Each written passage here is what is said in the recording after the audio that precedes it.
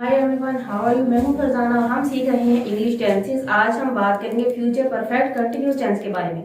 इससे पहले अगर आपने हमारे प्रेजेंट और पास्ट टेंस की वीडियोस नहीं देखी तो आप पहले जाकर डिस्क्रिप्शन में जाकर उन वीडियोस को देख लीजिए ताकि आपको फ्यूचर परफेक्ट टेंस की इजीली समझ आ सके।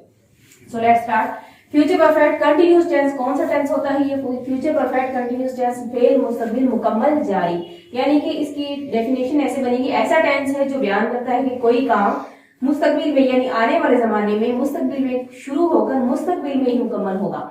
अब उसकी पहचान क्या होगी? फिक्रात के सेंटेंसेस के लास्ट में क्या वर्डिंग होगी उसकी? कि रहा होगा, रही होगी, रहे होगे, या फिर ता रहा होगा, ती रही होगी, ते रहे होंगे वगैरह के अल्फाज आते हैं, लेकिन उसके साथ मुकर्ररा वक्त या मुद्दत का मेंशन होना जरूरी है। मुकर्ररा वक्त या मुद्दत। अब मुकर्ररा वक्त और मुद्दत के लिए कौन से वर्ड यूज किए जाते हैं? वो है सिंस और फॉर। अब सिंस और फॉर कहाँ यूज होगा ये भी हम वीडियो में आगे चलकर आपको बताते हैं। सबसे पहले हम उसका स्ट्रक्चर देखते हैं।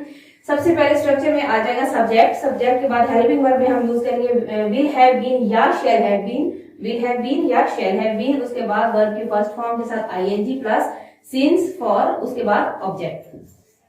अब हम देखते हैं कि सिंस कहाँ पे यूज होगा और फॉर कहाँ पे यूज होगा। तो सिंस हम यूज करेंगे पॉइंट ऑफ टाइम जहां पर मेंशन होगा वहां पे हम सिंस यूज करेंगे, और जहां पर पीरियड ऑफ टाइम होगा वहां पे हम फॉर यूज करेंगे। अब हम इसके सिंपल सेंटेंसेस की तरफ आ जाते हैं।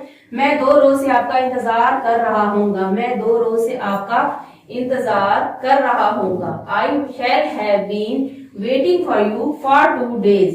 अब 2 दिन है तो हमारे पास कोई मुकर्रर टाइम नहीं है कि कौन से 2 दिन है वो, तो उसके लिए हम फॉर यूज करेंगे। I shall have been waiting for you for 2 days। वहां सुबह से बारिश हो रही होगी। वहां सुबह से बारिश हो रही होगी।